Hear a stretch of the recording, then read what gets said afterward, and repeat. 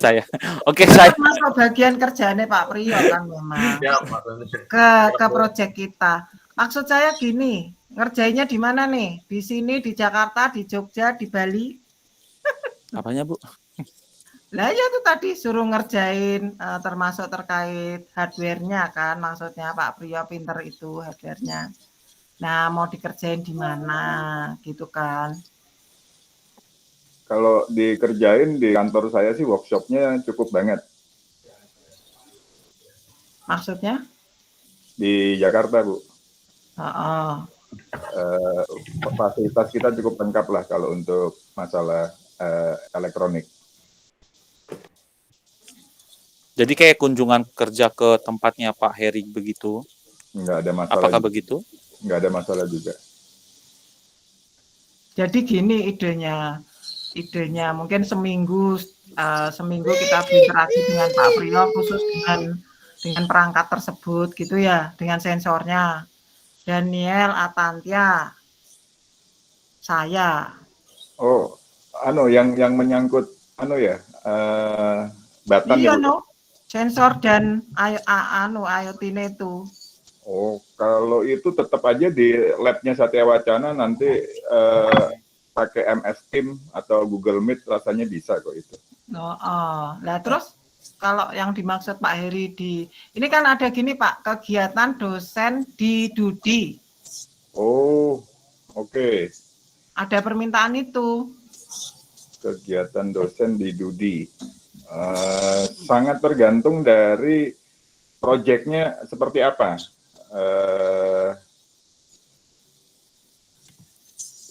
Mungkin harus dimatangkan dulu, Bu, jenis proyeknya seperti apa, nanti cocok nggak dengan fasilitas kita, kira-kira itu aja sih.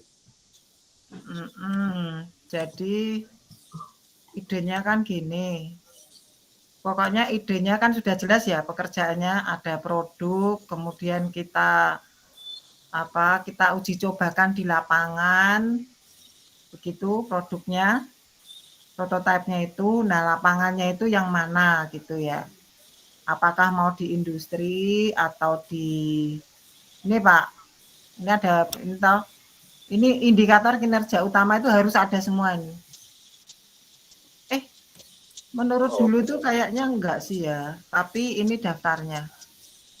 Jadi jumlah mahasiswa pengalaman di luar kampus yang terlibat dalam kegiatan kerjasama, anggaplah Daniel, Lena, Yodi, Gideon, jumlah dosen berkegiatan di luar kampus, mungkin saya ketuanya, terus Pak Surya kalau punya waktu, terus dosen yang lain siapa Pak Hin itu susahnya setengah mati. Oh Pak Atantia tentunya. Jadi seperti itu. Nah di luar kampus yang Dudi ini di mana? Tergantung kegiatannya adalah misal Pak, sensornya itu di area industri, taruh di area industrinya Pak Heri misalnya. Bisa. Saya I don't know how to define. Oke, kalau terkait dengan AI mining dengan Batan, ini kok saya lebih prefer di Batan, Bu ya? Oh gitu ya, betul ya. Jadi di Jogja ini. Ya betul ya, di Jogja ya. Oke, jadi nanti tak bicarakan ke hari Jumat, harus di Jogja gitu ya misalnya. Kemudian Pak. Jadi sensor-sensornya yang dibuat Mas Daniel sama Mas Atian itu dibawa ke Jogja, nanti dibandingkan dengan apa yang diharapkan oleh tim Batan. Betul. Kira-kira seperti itu. Ya. Jumlah praktisi mengajar di dalam kampus ini sudah ada. Mitra kerjasama itu yang terlihat kan, saya nggak tahu ya Dudi sama mitra itu berapa, tapi kita lihatnya tulisnya 2 apa kemarin itu. Nah, mestinya ada tambahan. Saya berharap sekolah-sekolah itu jadi mitra atau UMKM tadi disebutkan begitu. Nah, oke. So, jadi yang bagian itu Dudi nanti ke Pak Batan, pengurusan sertifikasi produk HKI dan seterusnya. Itu kemarin kita bicarakan seperti ini ya, baik itu sifatnya paten, baik itu sifatnya HKI. Kalau paten itu yang mungkin menjadi harus bernilai ekonomi kalau paten. Kalau hak cipta itu hanya mencatatkan tentang produk ataupun algoritma ataupun desain yang dibuat begitu. Sedangkan paten ini juga nantinya 5 tahun ke depan itu akan diperiksa ya. Kalau itu tidak punya nilai ekonomi, pokoknya malah kita bayar mahal. Makanya saya bertanya pada pertemuan yang lalu, sebaiknya nama itu atas nama siapa saja supaya itu bisa bermanfaat gitu ya. Dari sisi dosen jelas mungkin maunya dia yang nomor 1 gitu. Ya, tapi dari sisi keberlanjutan begitu nanti menjadi beban dosen tersebut kalau dia tidak bisa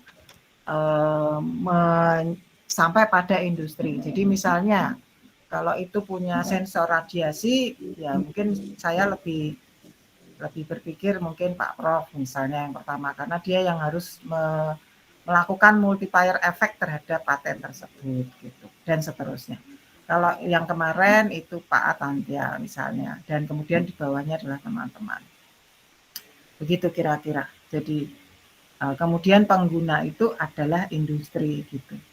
Nah ini uji coba produk. Nah di sini nih Pak ada uji coba produk. Nah mungkin ini apakah ini di Dudi, apa di tempat Pak Heri atau di tempat temannya Pak Heri atau bagaimana ini nantinya? Uji coba produk itu sebetulnya dengan jalurnya Prof, Bu. Gitu. Iya, jadi produk ini kan menyasar untuk perusahaan tambang. Okay. Nah, jadi ya tinggal dipilih aja nanti di mana. Kalau yang paling masuk akal, karena kami itu sudah jadi vendornya Vale Indonesia, dan Vale bagian dari Main ID, ada kemungkinan kalau Prof bisa mengarahkan ke Vale, lebih gampang dari segi perizinan, Bu. Oh, ya. Jadi nanti bisa menggunakan fasilitas perusahaan saya yang sudah terregister sebagai vendor untuk melakukan penelitian apapun lah. Jadi ini idenya nanti saya ngomong Prof, terus kemudian dengan Pak Heri nambahkan informasi yang dibutuhkan apa gitu ya, ke Vale gitu ya. Betul. Oke, terus bobot capaian. Karena ini berarti di awal November itu harus sudah ada ini, Daniel. Awal November rasanya nggak mungkin, Bu, karena pengurusan ke Vale itu bisa sampai Vale global itu. Bisa. Ya wis ora usah Vale sik lah, apa ngono pokoke ono. Apa ya? Karena gini, saya berpikirnya ini win-win solution aja ya. Kami kan misalnya ini di Papua kan kalau ke Papua November itu kan Freeport. Cuman ini kan 15 November. Itu kan sudah harus laporan kemajuan gitu. Nah, saya berpikir kan dekat ke Freeport. Pak Surya misalnya urusan uap, terus menggok sedikit ke Freeport begitu. Terus ngomong-ngomong soal ini gitu. Harusnya bisa sih kalau Freeport. Harusnya bisa sambung-sambungkan lah dengan uap bicaraan nih Mangkon. Ya. Saya berharap seperti itu. Jadi kalau Vale kelamaan, yang lain dulu gitu. Oke, kira-kira itu yang menjadi PR besar secara teknis bagi kita semua. Jadi yang terlihat sedang terisi itu di bagian ini ya, yang pelatihan. Bukan nih, ini bukan. Tapi kegiatan kita ada FGD, pelatihan internal, kegiatan narasumber, persiapan dan seterusnya gitu. Ini yang sudah terlihat. Ya, kegiatan workshop di antara kita sendiri gitu ya. Oke, kira-kira itu. Jadi saya akan banyak bertanya nantinya tiap hari ke teman-teman. Baik, terima kasih kita sudah diskusi secara detail target-target yang akan dicapai. Kemudian kelas ini memang kita maksimalkan untuk menajamkan ke sana. Sehingga Gideon tadi nyampaikan, Bu, saya bisanya hanya sharing ide karena memang akan proposal ya nantinya di semester 2 sehingga memang nggak buru-buru amat sih. Tapi karena tiap orang juga sudah menyampaikan idenya, ya berarti Gideon wajib menyampaikan ide. Di sini ada orang baru, Erna Hutapea. Mau perkenalkan diri dulu sebelum Gideon bicara?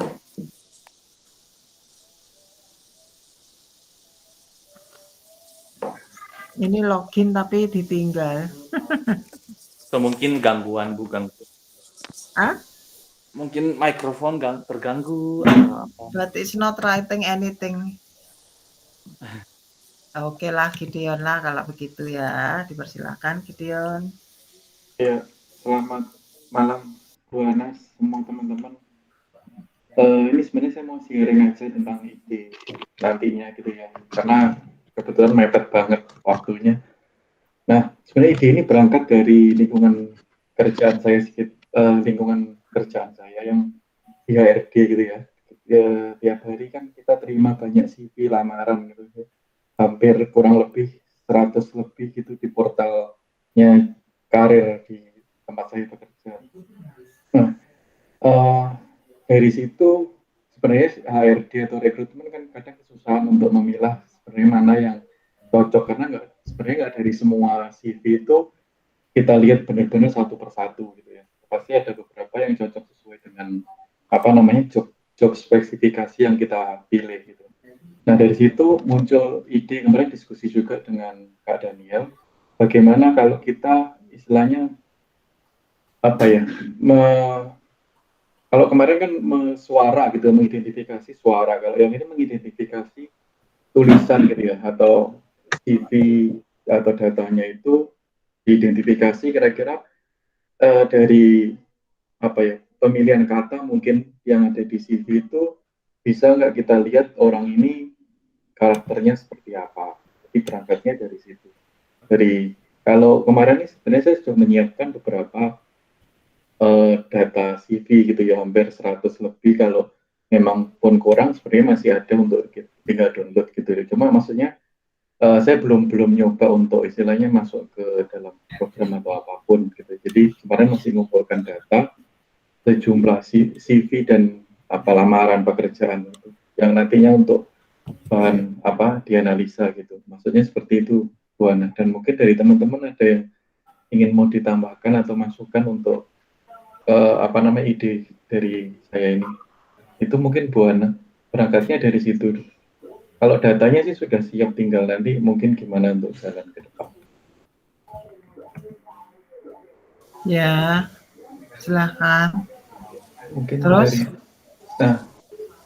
Yaitu kemarin terpikirkan saya seperti itu awalnya dari data CV atau lamaran. Kalau yang kedua, kalau yang dari suara, untuk istilahnya ketika kita interview, misalnya suara si calon karyawan itu direkam itu juga kepikiran, cuma apakah semudah itu yang masih jadi tanda tanya Bu. Cuma kalau yang masalah data CV itu istilahnya bisa didapat dengan cukup mudah gitu. Tapi kalau yang rekaman suara kandidat untuk mengetahui karakternya si calon itu yang masih untuk lagi apakah mudah atau enggak. Nanti takutnya terlanjur rekaman suara ternyata data suaranya itu susah didapatkan. Makanya saya lebih ke kayak CV atau lamaran itu. Itu sih di awalnya Bu. Jadi memang belum cuma masih mengumpulkan dalam tahap mengumpulkan datanya aja, dan itu sudah terkumpul sih kalau datanya. Kemarin sih sampai situ dulu. Mungkin dari teman-teman ada masukan atau apa? Bentuk datanya seperti apa, Mas Gideon? Iya, itu nanti PDF sih Pak. Rencana sih PDF gitu Pak Heri. Sharing bisa ya? Ada contoh data CV-nya gitu ya Bu maksudnya? Contoh program atau literatur yang menunjukkan bahwa hal itu bisa dilakukan, mungkin bisa ditunjukkan. Oh, kalau itunya belum Bu, karena kemarin saya baru nonton di YouTube aja gimana prosesnya gitu sih Bu. Jadi saya Cuma sebenarnya saya kalau untuk ide ini pernah dengar di tahun lalu ya atau kapan saya pernah dengar bahwa sekarang ada alat gitu ya Bu untuk tahu, jadi untuk tahu apa namanya, karakter si pelamar atau calon karyawan hanya dari CV sebenarnya gitu. Cuma maksudnya apakah itu masih relevan atau mungkin dari desa ini ada yang dimodif sehingga nggak sama gitu. Cuma saya wujudnya memang belum belum pernah tahu, cuma sudah pernah dengar sih. Seperti itu sih Bu. Oke, aku udah ketemu. TOS Data Science, extracting data. Ini contoh programnya udah lihat. Ini yang di-share ini Bu ya. Am I sharing? Ini siapa? Saya Bu saya. Oh, Oh, yes, yes. Oke.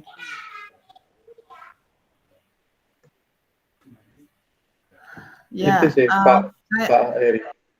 towards data science itu just write your keywords. Jadi how to read PDF with Python example, and then you got towards data science. Di situ ada code-code-nya. Itu baru downloading sambil ngerjain ya, sambil nunggu saya share di Word, di chat, dan ini memang pernah menjadi masalah juga sih, artinya pernah dibahas gitu ya, atau pernah menjadi permasalahan yang muncul, gimana kalau data PDF segitu banyak dibaca. Sepertinya Pak Surya sudah pernah buat ya, sudah ya, bahwa buku kemudian bahkan diperkatakan ya, dibunyikan. Klasifikasi, ya itu NLP, betul. Ayo Pak Surya, buku sing PDF terus diwaca toh mbek Python wis iso toh. Maksud saya kalau bisa besok disampaikan yang Pak Surya kerjakan sama Bu Pendeta itu loh. Ya. Yeah. Example of that. You have already right.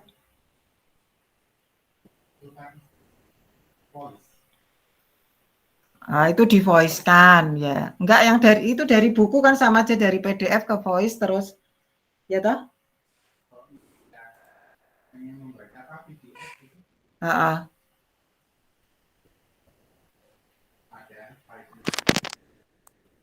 Iya. Ini sudah jadikah belum si siapa namanya Daniel? Sudah jadi Bu, satu. Jadi nanti kalau misalnya udah ada kumpulan filenya bisa langsung di load. Jadi kemarin kalau ide saya sendiri itu adalah kan ada beberapa penelitian itu profil siswa itu bisa kita tebak dari nilai masuk. Jadi siswa itu akan kemana, apakah dia akan berprestasi di SMA, itu kita bisa prediksi dari nilai SMP-nya, dan juga nggak cuma nilai prediksi yang Bu. Biasanya tuh dalam wawancara tuh, ini yang saya baca ya, jurnal. Itu misalnya contoh ada faktor lain, lama belajar. Jadi sebenarnya datanya tuh fiturnya akan banyak juga, kayak gitu. Nah, jadi nggak cuma nilai saja sebagai patokan, tapi ada fitur-fitur lain yang didapat ketika seleksi masuk, itu kan disaring. Nah, itu semua nilai harus dikumpulkan. Nah, waktu Mas Gideon datang dengan ide ini, nah saya berpikir ada baiknya kalau bisa mengumpulkan data ketika, jadi saya mencoba kalau neural network-nya itu bisa dipakai untuk memprediksi prestasi anak murid, harusnya ketika dia bekerja sama, maksudnya ketika dia diimplementasi di dunia pekerjaan, nah subjeknya pasti bisa diganti dari anak murid menjadi karyawan, kayak gitu. Jadi ketika seorang pelamar masuk, kan harusnya perusahaan tuh punya catatan karyawan sebelumnya. Jadi itu yang kemarin tuh coba saya komunikasikan dengan Mas Gideon, gimana kalau kumpulin yang sudah kerja dan dia punya pengalaman kerja, track recordnya bagaimana. Nah, itu semua akan dicatat. Sehingga nanti kita punya nanti akan ada juga fitur dan juga ada target. Entah dia itu adalah prestasinya baik atau bisa diprediksi turnover dan sebagainya. Jadi maksudnya kita akan coba dekatin ke situ sehingga ketika ada kandidat, nah kita bisa masukkan ini sebagai salah satu bahan pertimbangan. Ketika dia melamar dengan berkasnya, dan juga mungkin ada pertanyaan-pertanyaan wawancara, semua input data itu kita bisa pakai, dimasukkan ke dalam neural network yang nanti bisa memproses untuk memprediksi kira-kira dia akan seperti apa, profilnya seperti apa, akan jadi seperti apa, dan ke depannya apakah bisa turnover-nya tinggi atau enggak, kayak gitu. Jadi lebih ke mengurangi ya itu, atau mendapatkan karyawan yang baik memang, kayak gitu. Cuman ya untuk itu kan perlu ekstrak data dari mana, dari berbagai sumber. Nah, karena itu kemarin usulnya gimana kalau mencoba dulu dari apa namanya? Lamaran, CV mereka gitu kan. Karena di situ kan dia banyak sekali informasi mengenai pribadinya. Kayak gitu. Bisa jadi nanti mungkin jarak dari kantor ke rumah, itu semua kan sebenarnya mungkin akan berpengaruh ya. Kita akan tahu hasilnya ketika kita masukkan ke dalam neural network. Karena nanti dia akan menghitung bobotnya dari setiap fitur itu dan melihat pengaruhnya terhadap target gimana. Nah, mungkin seperti itu. Jadi itulah kenapa kayaknya idenya menarik pas Mas Gideon bilang saya itu di bagian apa sih? Maaf, HRD. HRD. Oh ya, maaf. Di bagian HRD. Nah, saya berpikir, wah kalau dinilai murid untuk prediksi bisa, kayaknya bisa juga kita buat sesuatu yang memprediksi karyawan kayak gitu. Ya, di Towards Data Science itu sudah ada yang mengerjakan persis untuk form lamaran sih. Oh, saya malah nggak tahu. You want to have a look? Ya, boleh kirim linknya deh, Bu. Kemarin. Tak share sebentar. Boleh. Oh, sama sekalian linknya di-share di grup WhatsApp ya, Bu, kalau boleh. Sudah Oke, saya tutup. di chat. Oke. Share sebentar aja sih. Saya sendiri gara-gara kata kunci itu, kemudian saya cek, oh ternyata ada. I mean, berarti nanti bisa diruntut ya. Towards Data Science bagi teman-teman itu dia tuh selalu bilang ke 5 minutes reads gitu ya. Jadi informasinya itu enak gitu. Apa namanya? Enak dibaca. 7 menit nih, 7 minute reads gitu ya. Dan yang menarik itu orang-orangnya orang-orang India gitu. Saya sampai tanya, kenapa sih orang India suka banyak di sini data science gitu sama Prof. Yas. Jawabannya, Bu. And I forgot his answer. Dulu ceritanya itu mereka itu kan banyak menjadi apa ya, tenaganya di Amerika sana kan? Gitu, di Amerika sana untuk komputer. Akhirnya kan mereka bisa buat sendiri kan gitu idenya. Bukan kayak kita ya, kita jadi tenaganya terus tapi nggak bisa buat misalnya gitu. Nah mereka tuh, jadi siapa yang ngerjain komputer di Amerika sana tuh saya dengar tuh banyakan orang India, Chinese gitu-gitu ya. Nah kalau kita mau buat sendiri atau lebih ke Indonesian style mungkin berbenturan dengan birokrasinya Indonesia sehingga orang-orang pinter tuh banyak yang tidak kembali gitulah gitu sehingga nuansanya keindonesiaannya atau keilmuan yang dibangun oleh orang-orang Indonesia itu tidak terlalu menonjol di dunia ini ya maksudnya. Banyak sih sebetulnya mereka, tapi nggak menonjol. Baik, di sini ada ya 7 minutes read gitu. Kalau saya lihat Towards Data Science orang Indonesia itu saya pernah lihat baru sekali gitu. Makanya saya minta pernah ke mahasiswa S2 angkatan lalu daftar ke Medium gitu untuk menceritakan apa yang dia pelajari dalam bentuk seperti ini gitu. Nah sejauh ini belum ada.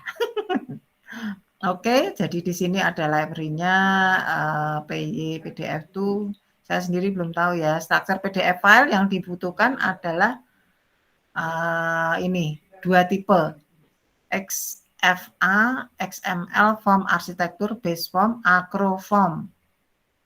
Ya, jadi ada Adobe yang disebut AEM, kemudian ada apa nih? XML form ya, XML form, kemudian extracting data from XFA based PDF form. Jadi kalau kita lihat dari gambarnya kan gambarnya membaca tentang ini ya surat lamaran tuh gitu. Jadi pertanyaannya apa Mas Gideon itu ternyata sudah banyak orang yang memikirkan, tinggal kita coba explore di sini. Tapi kayaknya sudah ada bentuk paketnya ya. Ini simple PDF file, terus extracting data XFA based on PDF form. Nah, ini kayaknya sudah ada menu gini ya. Sudah ada menunya, filling instruction contact information. Itu format itunya Bu, format yang PDF yang XFA-nya. Format Format file. XFA form. Ya. Masuk ke XFA form, kemudian object model of example XFA. Terus ini code-nya, kalau kita benar code-nya tinggal di copy gitu ya, idenya. Biasanya tahu data science gitu, kemudian muncul yang announcement. Terus muncul seperti ini, ya, snapshot-nya, extracting, terus ini udah ada save form, submit, below the object model of this form nih. Terus ini hasil bacanya mungkin ya. Seperti ini. Tapi kemudian what next yang dikehendaki apa gitu ya. Betul. Yang di conclusion. Jadi ini baru baca. Extracting data from PDF form is easy once you understand the underlying object model. It's powerful library that enables you to access it. Have fun with your data. Betul sekali. Selebihnya nggak tahu. Ya tergantung mau di model apa, karena kan sekarang kan sebagian besar data juga di share, dibagikan dalam format PDF. Bisa data audit kantor, dan bisa data buku, buku teks sekolah, dan semuanya. Jadi sebenarnya dengan ekstrak pun kita bisa lakukan banyak sih Bu. Asalkan fokus apa misalnya NLP atau apa. Nah dengan NLP kan banyak lagi tugas yang bisa kita kerjakan. Itu mungkin pikiran saya. Pada waktu NLP itu definisi apa namanya? Word apa ya? Stem word, terus apa kata-kata yang harus dibuang dan seterusnya. Oh itu ya, yang drop. Ya, itu yang bikin lama. Nah, betul. Besok Pak Surya sudah janji tahu ngisi itu lewat NN atau NLP? NN itu related to AI. NN Bu. NN, oke. Ya. Ya. Karena itu related to AI. Baik, sekarang ada lagi mungkin Gideon mau berkomentar yang lain. Boleh nambahin Bu? Ya Pak Eri. Kalau dari kasusnya Mas Gideon, dari pembicaraan ini tadi, saya ngelihat yang dibicarakan barusan adalah metode atau tools yang dipakai untuk menghasilkan suatu informasi dalam model machine learning. Cuman ada satu proses sebelumnya yang itu cukup rumit, yaitu kalau kasusnya Mas Gideon, yang dia perlukan adalah profiling. Kira-kira begitu Mas Gideon? Iya Pak, jadi secara profilnya kemudian kita bisa tahu apa namanya karakternya. Oke, dari profiling itu ada berapa label yang dibutuhkan? Karena kalau fitur kan kita bisa kembangkan sampai dengan puluhan fitur ya atas format dalam PDF pelamar ya, Mas Gideon ya. Iya Pak. Nah, yang jadi masalah adalah label kan, karena kalau menurut saya ini nggak mungkin pakai data yang unsupervised, datanya pasti supervised. Nah, data supervised persyaratannya kan harus ada labelnya. Nah, untuk memberikan label ini memerlukan kriteria untuk supaya profiling yang diharapkan Mas Gideon tercapai. Contoh, profiling pertama adalah mengenai profil pengalaman kerja dan latar belakang akademis. Kira-kira benar nggak gitu Mas pendekatannya? Iya benar sih Pak pendekatannya. Jadi profiling dari pengalamannya dia kerja, kemudian pengalaman pendidikannya itu yang profilnya. Oke. Seandainya saya memberikan komentar, kalau label pertama adalah pendidikan akademis, label kedua adalah pengalaman kerja, itu benar Mas? Iya benar Pak. Oke. Terus kalau seandainya saya tambah lagi label yang ketiga adalah lama bekerja, itu benar Mas ya? Kan kalau itu mungkin bisa jadi dia fresh graduate, Pak. Kalau kayak seperti itu gimana, Pak ya? Nah, oke. Kalau fresh graduate lebih mudah lagi. Jadi profiling kita pelabelannya lebih dibatasi atas kriteria-kriteria yang dibutuhkan perekrut pada saat dia merekrut fresh graduate. Nah, fresh graduate ini kan selain dia berasal dari latar belakang pendidikan tertentu, tentunya juga ada pengalaman-pengalaman lain yang dibutuhkan sebagai nilai tambah. Contoh, pengalaman organisasi. Terus kedua, Ya, training-training magang yang mungkin, Pak. nah, terus training-training yang diikuti, kira-kira gitu Mas ya. Iya, benar, Pak. Nah, kalau itu saya anggap sebagai label gimana Mas?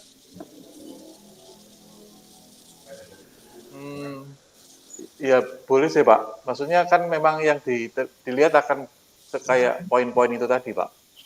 Oke. Jadi metodologi di awal sebelum kita alur sebelum kita masuk memakai metode apakah NLP, apakah metode-metode yang lain, itu sangat diperlukan untuk mendudukkan label pada posisi yang benar, gitu Mas Gideon ya. Iya. Nah, ini Iya, Pak. memang ini penting. Kalau kita mendudukkan labelnya pada posisi atau urutan yang salah, maka data yang dihasilkan oleh machine learning dengan model apapun, tentunya hasilnya tidak akan sesuai dengan harapan. Kalau dari sudut pandang saya seperti itu sih. Itu mungkin perlu dikomentari Bu Hana atau Mas Daniel, pandangan saya ini. Iya, Pak. Makasih Pak Heri untuk insight-nya.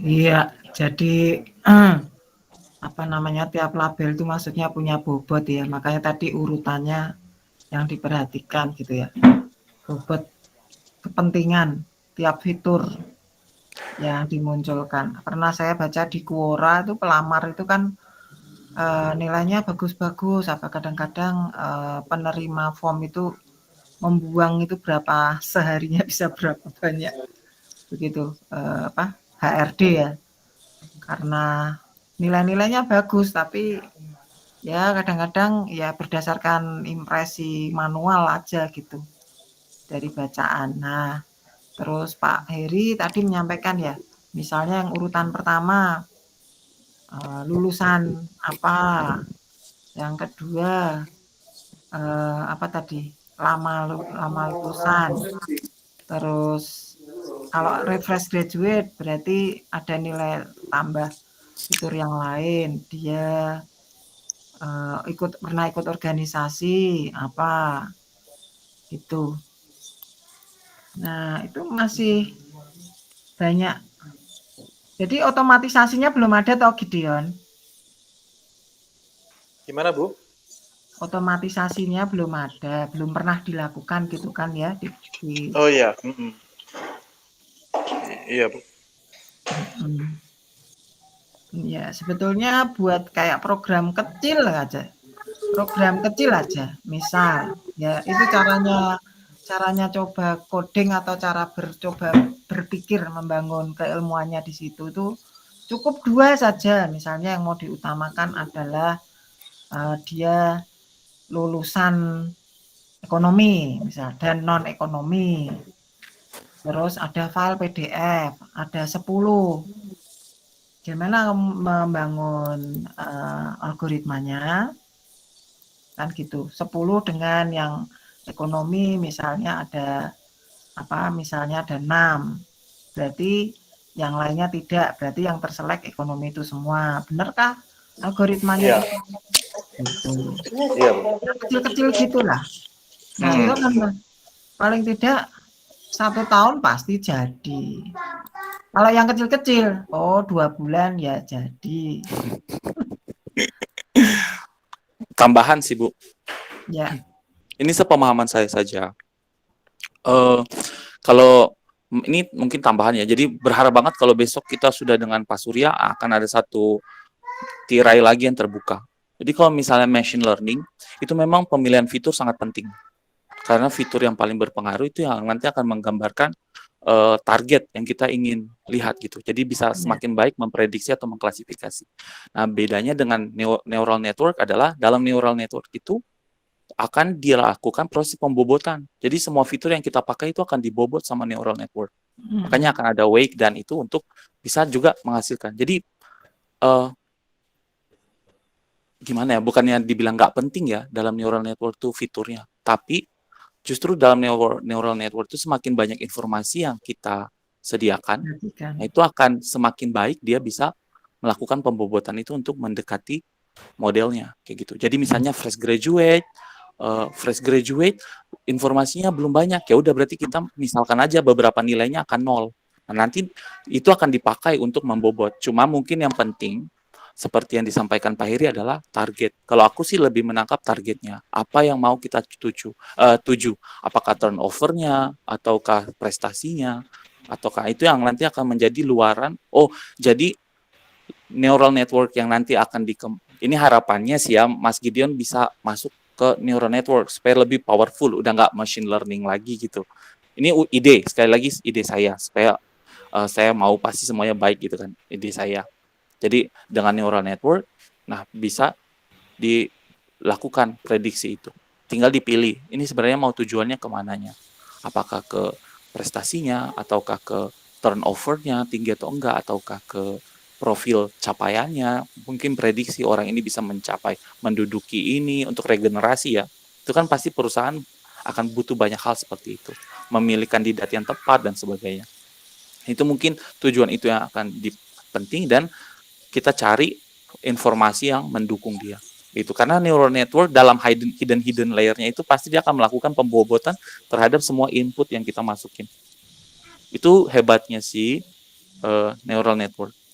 Sedangkan kalau dalam machine learning kita harus menentukan fitur mana yang paling pengaruh. Makanya akan juga ada drop fitur supaya dia tidak, kalau nggak terlalu signifikan, dia nggak mempengaruhi algoritma model kita kayak gitu. Mungkin itu sih tambahan saya. Lengkapnya pasti Pak Surya akan menyampaikannya besok, harapannya.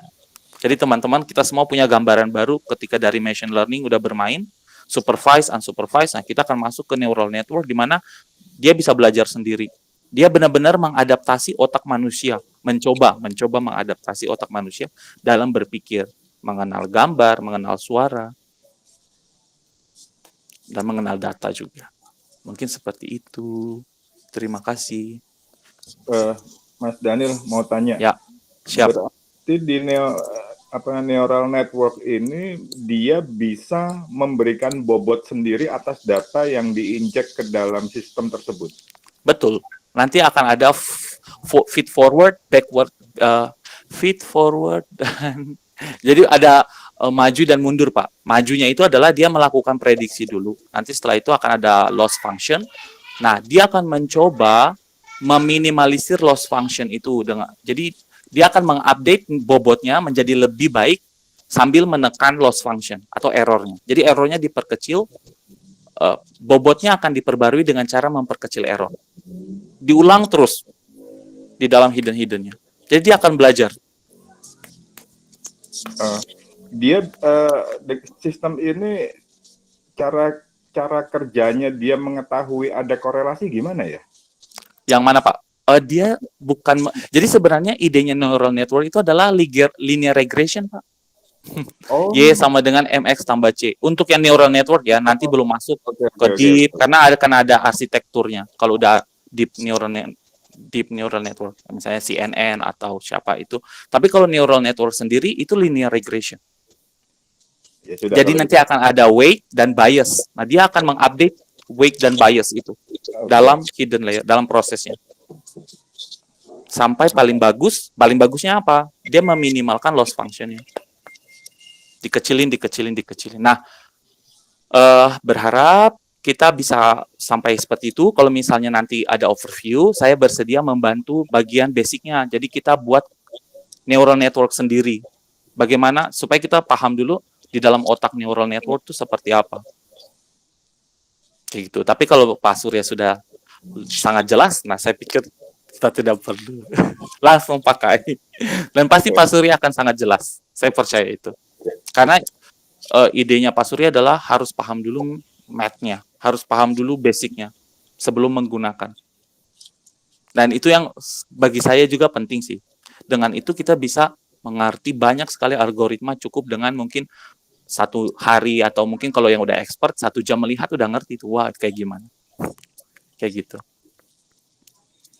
Itu yang selama ini kami ajarkan dan saya pengen banget mentransfernya ke angkatan Pak Heri dan teman-teman juga biar mengalami juga pengalaman yang berharga yang kami rasakan. Semoga besok kita bisa menikmati kelas neural network-nya. Gitu. Jadi Mas ya, dan kalau Pak Heri bisa coba juga pasti Pak Heri akan dapat ide basicnya banget Pak Heri. Itu sangat berharga. Jadi bisa memahaminya itu sangat berharga Pak Heri. Saya bahkan lebih bersyukur bisa memahami basic idenya daripada kayak codingan udah pakai sklearn dan TensorFlow dan sebagainya. Ide basic yang diajarkan kemarin itu sangat buat saya terbuka. Gitu. Terima kasih Bu Hana. Mungkin itu tambahan saya. Jadi Mas Git usul sih, maksudnya ayo gak apa-apa dengan data CV ini, tapi mungkin supaya akan lebih bagus kalau neural network adalah harus semakin banyak. Jadi dia bisa mengkonsumsi banyak informasi dan dia pakai itu untuk belajar. Sama seperti otak kita. Kalau cuma lihat buah jeruk terus ya kita taunya buah cuma jeruk. Tapi ketika lihat buah-buah yang lain akan semakin banyak.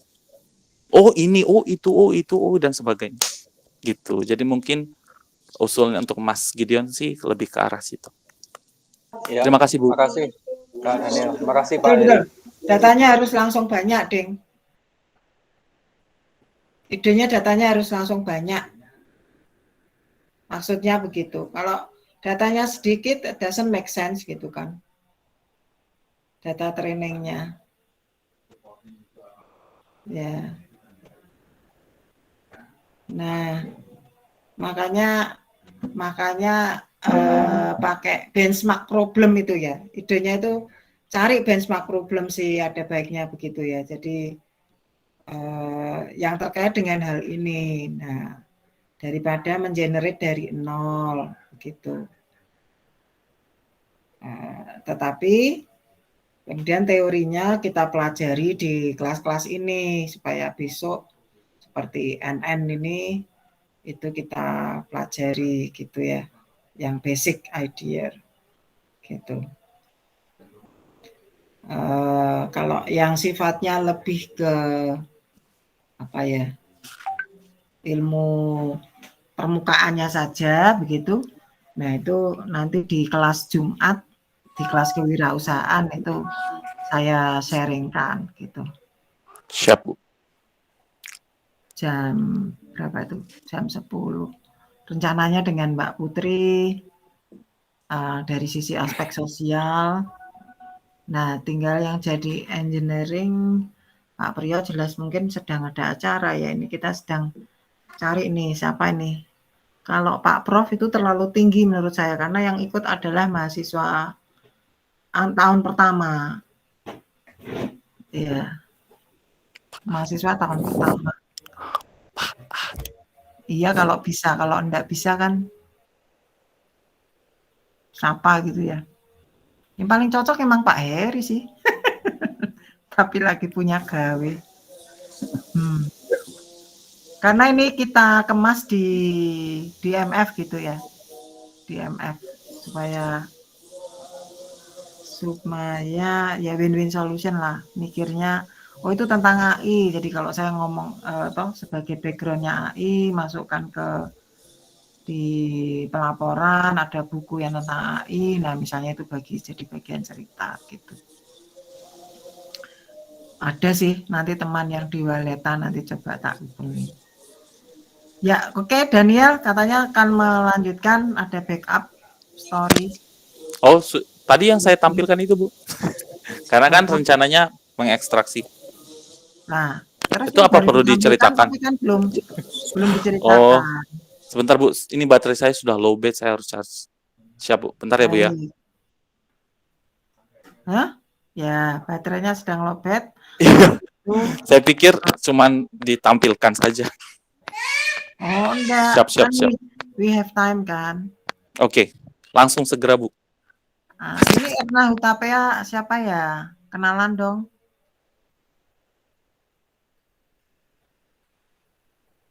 Ini login tapi enggak mau show, enggak mau kenalan. Atau mungkin HP-nya orang. Pak Priyo, any comment? Cukup kayaknya, Bu. Cukup Kalau jelas. Jumat nggak bisa ngisi ya? Jumat nanti. Nggak bisa ya? Kalau saya juga ngikut Pak Heri soalnya.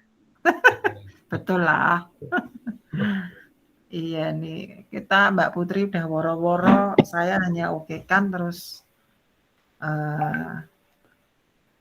sambil jalan sih ya. Ini ngajar kewirausahaan, kami bukan para wirausahawan terus disuruh ngajar karena trennya sekarang ke sana bahwa melakukan entrepreneurship, dan mahasiswa sendiri ketika kami tanya tentang apa mimpi-mimpi mereka terkait entrepreneur, mereka beberapa di antaranya sudah melakukan kewirausahaan, bahkan begitu dengan banyak mimpi-mimpi yang bagus, ada yang filmmaker, ada yang presenter, ada yang macam-macam lah gitu. Jadi ternyata ketika di awal-awal kuliah mahasiswa itu dipancing untuk menyampaikan apa keinginan mereka, apa menjadi mimpi mereka kalau dalam kewirausahaan begitu.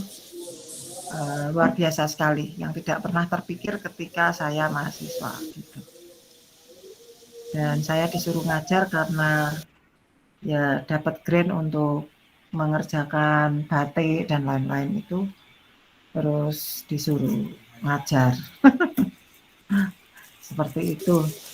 Nah, terkait dengan pelaksanaan MF itu Lena nanti menyediakan GitHub yang isinya program maupun juga dashboard, boleh dibilang ya, program dashboard khusus untuk MF, termasuk koleksi datanya dari Pak Heri dan Pak Priyo sebagai data referensi ya, jadi artinya sebagai data mainan atau data latihan begitu, sehingga orang bisa merujuk, itu bagian dari kegiatan yang terkait dengan industri. Ada apa? Jadi GitHub-nya memuat hal itu. Jadi Lena di Oktober akhir itu semua sudah ada ya Lena. Nanti saya sharekan filenya yang permainan data baik PCA maupun yang lain kemarin. Apa itu kemarin ya? Pak, siapa si Daniel dengan SWR gitu. Kemudian logistic regression. Jadi yang topik-topik di kelas Rabu itu dimasukkan saja Lena dalam GitHub. Ya Lena. Oke Bu. Ya. Semoga nggak begitu lama, sampai 2 minggu, sehingga itu menjadi pelaporan secara teknis, termasuk jadi minggu pertama yang kegiatan kuliah kita, minggu ya itu Selasa Rabu ini itu yang masuk di GitHub. Minggu kedua yang terkait dengan sensornya si Atlantia dan Daniel. Baik, silakan Daniel untuk men-sharingkan. Siap, ini cuma rencana backup ya.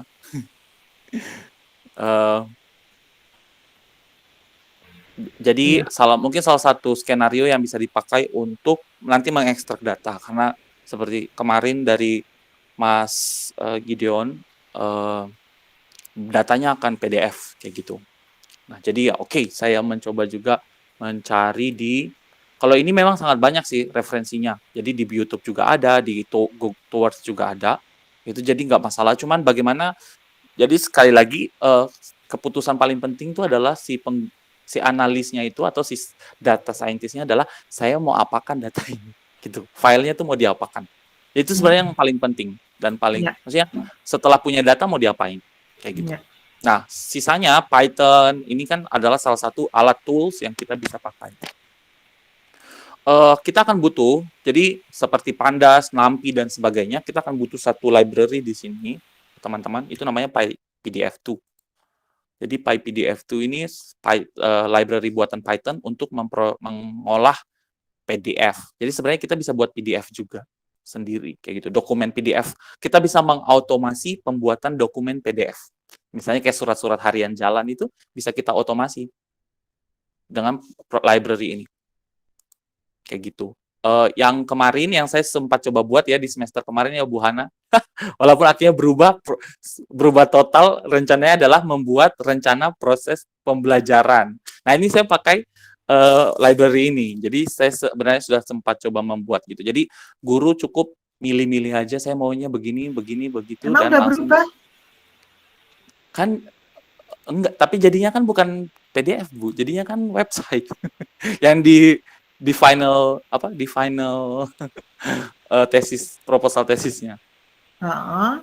Kalau aplikasi jadinya adalah website. Luarannya nanti ke website. Iya, kalau yang saya buat yang awal pertama presentasi kan cuma aplikasi di mana guru itu akan memasukkan informasi lewat Google Form, email dan sebagainya, terus memilih topiknya apa, kemudian menjadi akan PDF di-generate. kan? Iya, betul Bu. Langsung dikirimkan ke emailnya guru-guru langsung. Jadi gitu. Jadi sebenarnya mempermudah aja sih alur informasi. Itu ide awal saya. Begitu. Terus di sini jadi nanti di dalam library-nya itu ada dua ini untuk basic ya, karena kita kan cuma bekerja dengan write dan read. Jadi ya kita cuma butuh modul ini saja, dua modul ini. Nah, berikutnya di sini adalah cat. Nah, ide saya itu karena nanti kan filenya akan banyak. Jadi sepertinya kita akan harus dengan Mas Gideon, kalau misalnya Mas Gideon mau melanjutkan, kita akan buat looping nanti di sini supaya bisa mengenerate semuanya. Atau mungkin walk ya, Pak Surya pernah mengajarkan dengan walk OS walk. Jadi dia akan jalan dan membuka semua folder, dibaca satu-satu. Tahun lalu kami membaca file email. Jadi membaca file email satu-satu yang isinya ada ratusan untuk diproses dan dibuat. Tugasnya itu adalah membuat klasifikasi mana email yang spam dan mana yang non spam. Itu kami buat kayak gitu. Nah, berharap teman-teman juga punya pengalaman yang sama.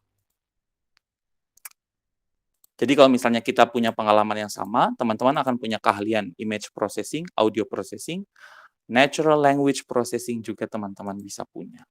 Teks, gitu ya. Teks bisa juga bahas suara sih. Yang penting bahasa. Nah, ini adalah salah satu jalan atau bukan jalan sih, algoritma. Jadi command line. Nah, saya lebih enak bilang itu ya. Jadi perintah ya untuk melakukan bacaan. Tapi perlu dipahami dulu di sini. Jadi bacaannya itu nanti ini adalah fungsinya open. Open itu dia akan membuat kita mendefine. Oh, saya mau buat satu file baru. Saya namakan filenya itu data dan formatnya txt. Jadi dia akan tersimpan dalam format txt. Nah, ini adalah fungsi perintah yang lebih spesifik untuk apa? Jadi ini untuk di W ini artinya di write. Ya, itu artinya data ini tuh belum ada. Jadi akan lebih baik kalau membuat file baru, karena kalau enggak nanti dia tumpang tindih dengan file yang udah ada. Jadi mungkin penamaannya bisa lebih lebih unik lagi untuk membedakan. Nah, jadi kalau belum ada dia akan buat suatu file baru, file txt baru, dan di situ kita akan pakai untuk write. Write-nya write apa? Kita akan write semua isi kopian PDF dan kita akan write di txt. Nah, dengan tujuan next, setelah nanti sudah dapat txt-nya itu kita akan baca dan kita akan interpretasi itu menjadi data frame.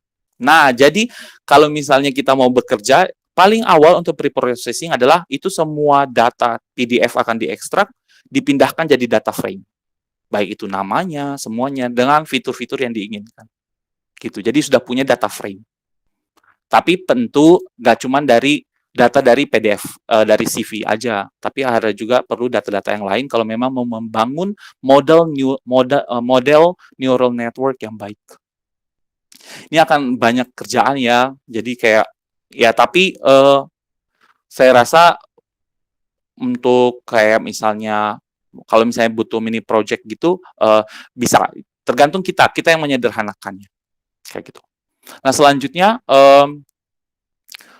oh iya saya lupa lagi ini ada di sini satu perintah itu adalah PDF file reader. Kalau kita coba cek type-nya apa sih? Di sini kita akan ketahuan bahwa type-nya dia adalah nah type-nya dia adalah ini objek. Jadi dia akan menjadi objek yang akan kita panggil lagi nanti. Gitu. Nah di sini kita akan buat loop membaca setiap page. Ini artinya ini looping di sini adalah membaca tiap page dan setiap page-nya itu akan disalin. Jadi pertama kita buka dulu suatu txt file yang akan dipakai. Setelah itu dengan loop kita untuk setiap page dalam range 6 page. 6 page ini adalah fungsinya ya dari si library ini. Gitu ya. Jadi untuk bagaimana kita mengetahui berapa banyak page dari PDF filenya. Jadi kalau misalnya ternyata PDF filenya itu punya 100 page, nah maka nanti ini akan jadi for PG in range 100. Jadi dia akan looping dari 0 sampai 99. 0, 1, 2, 3 sampai 99. Nah, untuk memastikan saya kasih perintah aja, ini perintah untuk memastikan aja. Jadi ketahuan, oh di sini ada 11 page file saya itu. Gitu. Nah, kalau mau lebih asik lagi mungkin page tambah 1 kali ya harusnya ya. Gitu ya. Jadi bisa ditambahin 1 supaya page 1, page 2 dan seterusnya.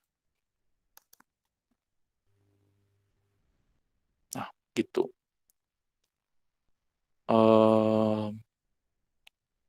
Sudah, setelah itu di sini, nah ini adalah page object, ini juga adalah objek dari library, itu get page. Get page artinya dari file PDF-nya itu halamannya diambil, dan halaman itu yang nanti akan kita ekstrak. Mau data teks gitu ya. Jadi kalau image sepertinya belum. Nanti kita akan lakukan lagi. Karena keren ya, kalau ternyata mungkin ini nilai tambah buat, ini baru ide ya Mas Gideon, tapi mungkin kalau memang Mas Gideon serius bisa dipikirkan, ini ide saya. File PDF yang sekarang itu kan malah dilengkapi dengan foto. Iya ya, CV-nya. Nah, Iya, ada fotonya itu. Betul. Nah, cuma kan yang ini karena cuma backup, jadi saya pun belum berpikir sampai sejauh sana. Yang penting bagaimana dapat ekstrak teksnya. Nah, siapa tahu kita bisa juga memprediksi ya dari wajah dengan cara ekstrak. Jadi itu akan banyak tugas tuh dikerjakan situ, image processing, text processing dan sebagainya itu akan sangat banyak dan pasti akan bernilai yang bermanfaat ya. Kalau program yang Mas Gideon bisa tambahkan itu. Jadi dengan satu dokumen bisa dapat banyak informasi mengenai orang yang akan masuk ke perusahaannya Mas Gideon kayak gitu. Ya. Tapi ya ide ini punya tantangan Mas.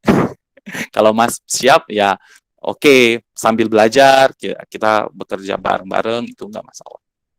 Gitu. Jadi dia akan get page dan dia akan mencoba untuk mengekstrak. Kalau misalnya tidak bisa pass, tapi kalau bisa write isinya itu ke dalam open data yang sudah kita save ini, sudah kita buat kayak gitu. Jadi semua isi setiap page-nya akan diisi ke dalam data txt ini dan itu akan dipisahkan dengan page. Ini apa sih isi inti dari baris ini? Cuma pemisah aja sih. Sebenarnya nggak, kalau teman-teman nggak butuh juga nggak apa-apa. Cuma ini untuk memisahkan saja. Nah, terus write isinya. Isinya adalah ekstrak teks dari PDF file-nya. Nah, kita belum explore nih library ini. Jadi kalau misalnya Mas Gideon bersemangat, Mas Gideon bisa fokus explore library yang satu ini aja nih. Library PyPDF2 ini bisa bereksplor. Ini kan baru fitur yang kita pakai adalah ekstrak teks. Saya belum mencoba mengeksplor apakah ada ekstrak picture, ekstrak figure, ekstrak image, saya tidak tahu. Jadi mungkin kalau memang serius, nah bisa mulai dieksplor untuk lebih baiknya lagi. Nah, oke. Semangat. Nah, ini adalah saya mencoba read lines. Nah, ini kalau misalnya udah jadi txt, terus mau mencoba dilihat isinya seperti apa.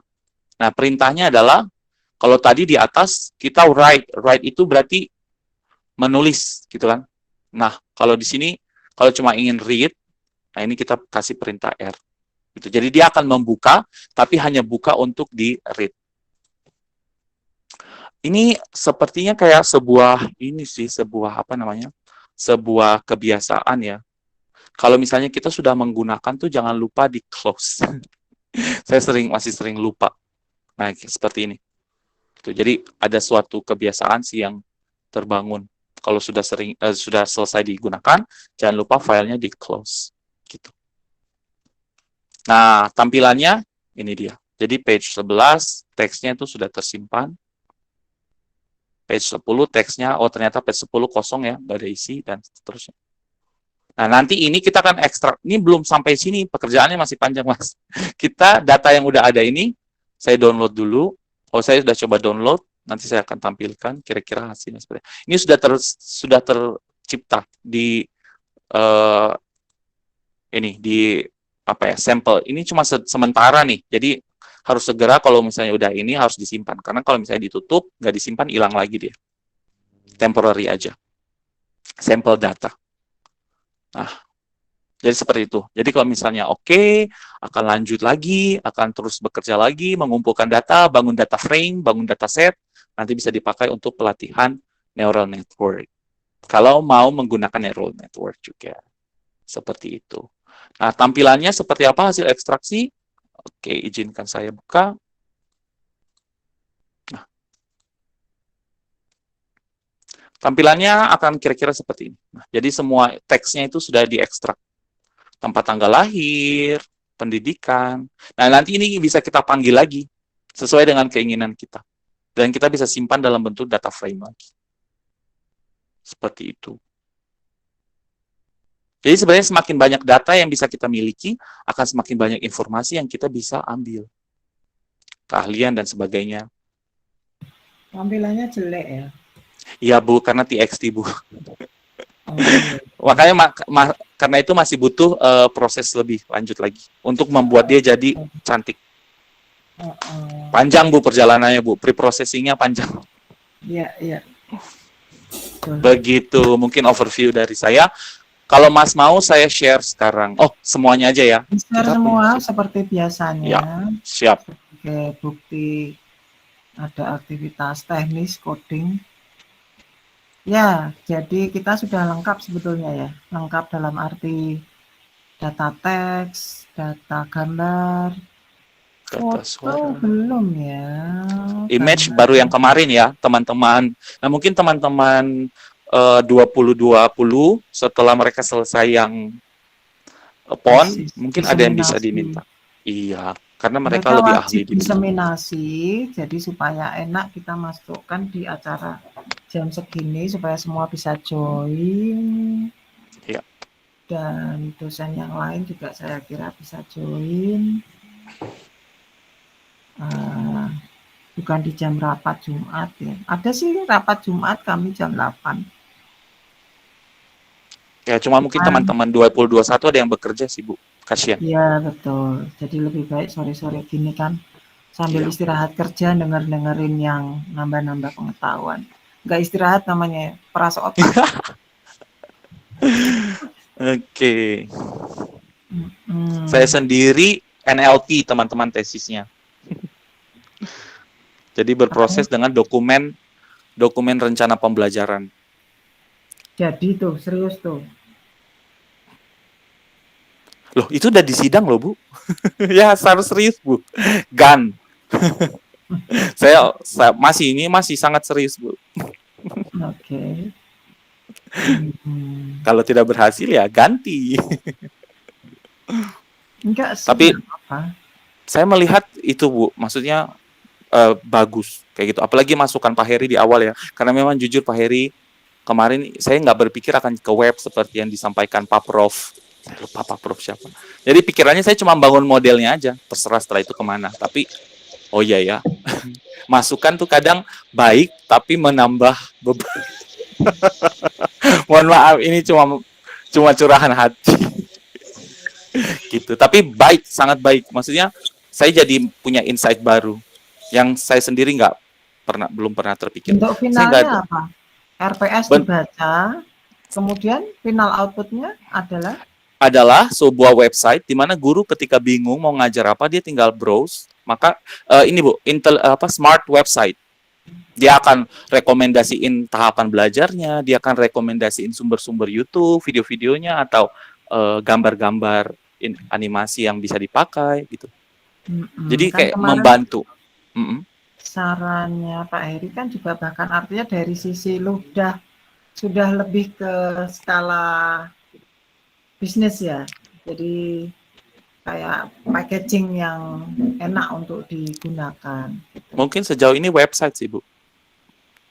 Oh gitu ya. Karena bisa Bisa ya? dipakai selama ada akses. Bisa, Bisa ya? tapi wah itu akan berat sih, Bu, jujur. Karena basic HTML aja nggak ada saya, Bu. Akan sangat belajar banyak nih setelah project-project ini.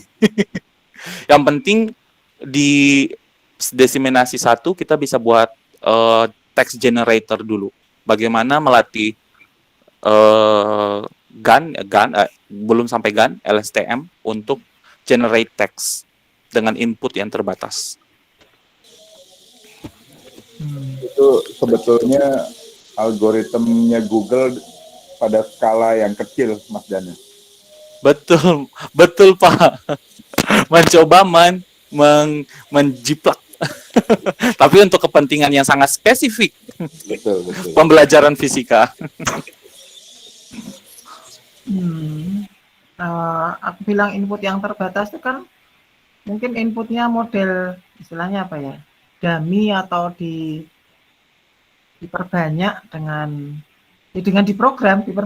diprogram. Iya Bu, misalnya inputnya dia cuma ketikan keyword aja, masa jenis, jadi gitu. Ya seperti di Google jadinya.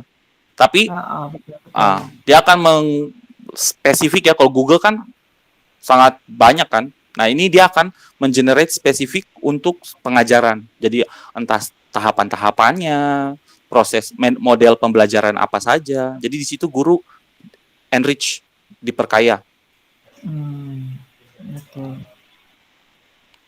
Oke, berarti nanti bisa share ya. Udah ada kemajuannya. Aduh, belum ada Bu.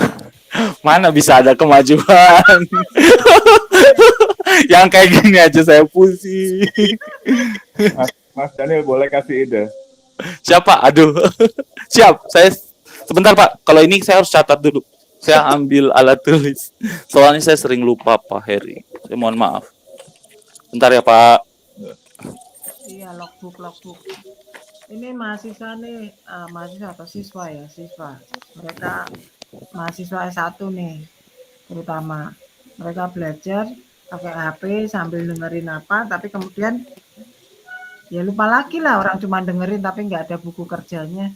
Iya, nggak ada catatan. Saya jengkel banget kalau anak murid saya nggak ada catatan tuh. Iya, atau apakah anak itu begitu gitu ya, atau memang and it's take it easy, I don't know. Siapa? Ya. Silakan Pak Heri. Jadi supaya tidak memusingkan Mas Daniel coba baca mengenai konsep data mart dulu, Mas. Data? Mart, M-A-R-A-T. Mart. Oke, M-A-R-A-T. M-A-R-T, sorry. Oke, siap. Data mart. Data mart. Nah, data mart itu konsepnya adalah dia bikin clustering terhadap data yang dibutuhkan Mas Daniel untuk membangun suatu algoritma. Oke, clustering untuk data yang dibutuhkan. Ya, klasternya apa aja? Ya, klasternya sesuai dengan mata pelajaran yang terkait dengan fisika. Ya, topik-topiknya. Ya, sebetulnya bukan topik. Apa? Materinya dulu. Semua materi cemplungin aja ke situ, cuman materi itu harus dikasih label. Siap. Nah, setelah materinya sudah dikasih label, sesuai dengan kegunaan dan fungsinya, nah baru Mas Daniel bisa bikin semacam mesin learning kecil nanti. Berdasarkan grouping. Jadi gini, kalau mesin learning kan kita bicaranya kan data nih. Nah, nanti Mas Daniel bisa bangun mesin learning A dengan topik ini, mesin learning B dengan topik ini, mesin learning C dengan topik ini. Nah, itu yang sama oke. Data mart tadi, Mas. Siap. Saya tangkap idenya, Pak. Ya. itu memudahkan algoritma yang akan dibangun nanti untuk merujuk ke database yang mana. Sehingga machine learning yang dibuat itu tidak besar sekali. Betul.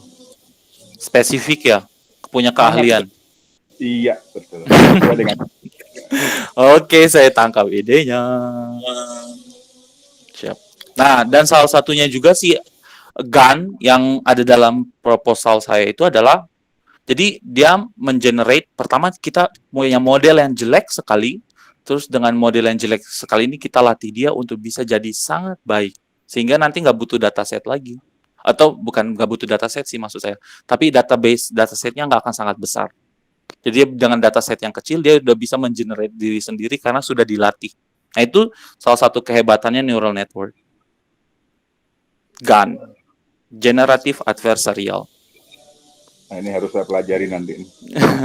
Itu bisa banyak sih Pak. Itu akan sangat banyak kalau kita butuh membuat suatu dataset yang sebenarnya nggak ada. Nah itu kita generate sendiri. Itu bisa dengan GAN. Termasuk image. Ya bisa. Nah, saya sedang belajar tentang GAN.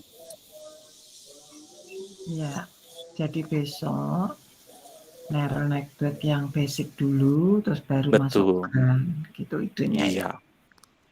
Akan ada banyak CNN juga Bu, yang kayak image-nya siapa? Yuni dan Happy ya, CNN mereka. Oh iya, oh iya. RNN Panji. Iya, aku nggak tahu Panji, nggak tak harapkan lah. Itu mau apa ya, syukur, enggak ya silakan. Baik. Siap. Ini sudah jam Bu, 8. Bu Ya. Hana boleh tanya sedikit Bu? Ya.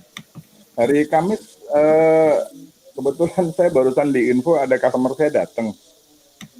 Hari Kamis mereka akan meeting di kantor seharian, jadi rasanya hari Kamis saya nggak bisa ikut juga untuk Kita yang memang kosong kok Pak Kamis. kosong. Oh ya wes kalau gitu. Dipindah ke Jumat. Oh ya wes. Kebetulan saya juga enggak bisa, Pak Prof juga enggak bisa, makanya kita shift ke Jumat. Baik kalau begitu. Iya. Jadi kalaupun dibuat hibrid berarti hanya Lena ya. Lena dan Daniel ya bisa. Ya. Yodi juga. Yodi juga. Yodi enggak. Iya. Betul. Yodi juga. Iya. Oke. Yang penting aku udah siapin makan siang Wah, kita yang hibrid nih gimana Bu? Itu nggak adil Bu. Makanya cari alasan gimana caranya datang. Aku punya alasan ke Jakarta enggak mau. Itu jam 10 ya Pak Bu ya tadi ya Bu ya? Gimana? Jam 10 tadi Jam itu ya? 2. Which one? Jam 2 kan? Jam 2 siang. Jadi Yang jam 1 makan siang, kalau perlu jam 12 boleh. Tetapi saya kuliah itu jam 10 sampai jam 1. Gitu. Jadi kalau yang mau mendarat di sini, misalnya Yodi di Semarang kan ya, kalau mau kenalan, ketemuan ya bisa jam 12 datang makan siang dulu, kenalan dengan Prof. Prof biasanya jam 12 udah tiba gitu. Ya, saya dari Semarang dulu saja. Saya izinnya kuliah online Bu. Oh, well, siang kan itu kan udah pulang. Kami jam 3 Bu. Apanya? Pulangnya. Oh, gitu ya, swasta. saya udah pulang Bu, cuman untuk ke Salatiganya butuh waktu, jadi hybrid aja. Well, oke lah, apa.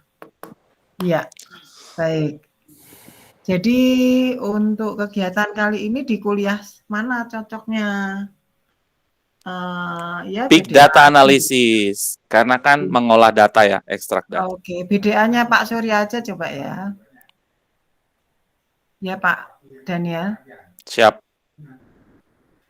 Begitu, ini kami ada anak spesial di rumah, jadi he is out from the school karena tidak bisa mengikuti, tapi tidak berarti dia buruk, tapi dia terlalu advance mikirnya sehingga nggak bisa menyesuaikan guru. Akhirnya minta didampingi khusus ke sini, begitu.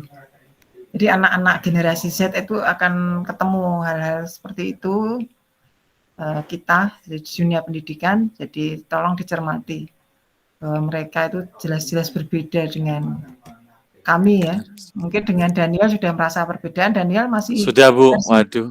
buku tulis masih, tapi mereka enggak mau Online, buku. digital. Tapi mereka bisa sesuatu gitu. Jadi ya yang kita nggak bisa baca, terus guru pengajarnya nggak bisa baca. Gitu. Akhirnya ada anak yang mungkin tidak bisa menyesuaikan kehendak guru, lebih baik aku nggak masuk sekolah. Akhirnya hasilnya jadi secara menurut guru jelek, tapi ketika kita lihat sebenarnya dia excellent gitu. Oke, kira-kira seperti itulah. Ini Pak Surya mendampingi. Oke, seperti itu saya kira pertemuan ini boleh bersifat nano-nano. Ya, Gideon, you are still in charge, Gideon. Iya, Bu. Oke, janjinya minggu depan kan ya? Untuk apa, Bu? Ya. Iya, Bu. Anyway, tanggal 19 itu hari libur sih. Apakah kita akan tetap berdiskusi karena kita dalam MF? Sejauh bisa bertemu sih ya nggak apa-apa. Bukannya dilibur ya Bu liburnya. 20. Rabu Jadi harusnya. 20 Bu. Jadi Rabu liburnya. Kalau pemerintah diundur kayaknya, Bu. Iya. Oh, pemerintah. Saya lupa tanggalnya, yang jelas merahnya 19 sih. Ya, sejauh kita bisa bertemu gitu aja ya. Ya, Bu. Karena ini sifatnya kan karena terlalu luas ya keilmuannya, jadi kalau belajar sendiri juga nggak enak. Kalau ketemu kan selalu nambah begitu. Iya, Bu. Ya. Oke, saya kira itu saja. Begitu Daniel? Siap. Kita Sama, Bu. Ketemu Rabu. Boleh? We will see. Saya tidak keberatan. Sensor dan seterusnya seperti apa atau di ruang skripsi itu kita diskusi atau gimana online terserah sama siapa Atantia. Oke. Saya kira itu saja, cukup. Tidak ada komen lagi. Tidak ada Bu, cukup. Terima kasih Pak Mas Gideon yang sudah share idenya. Ya, makasih. Semangat. Terima kasih Pak Heri, selamat untuk Pak Heri, terima kasih Pak Heri. besok. Mungkin untuk besok acara. masih bertemu sore hari kita akan diskusikan. Oh iya, NN jelas Pak Surya ya. Oke, Bu. Ya. Oke, selamat istirahat semuanya. Selamat malam. Terima kasih semuanya. Nanti absensinya di tempat Pak Surya ya, teman-teman. Ya. Ya. Big data analysis. Yes. Oke, good night everybody. Night. Siap, Bu. Nah, Selamat mari. malam. Makasih semua malam. Terima kasih Bapak Ibu. Recordingnya lupa ditutup. Saya lupa.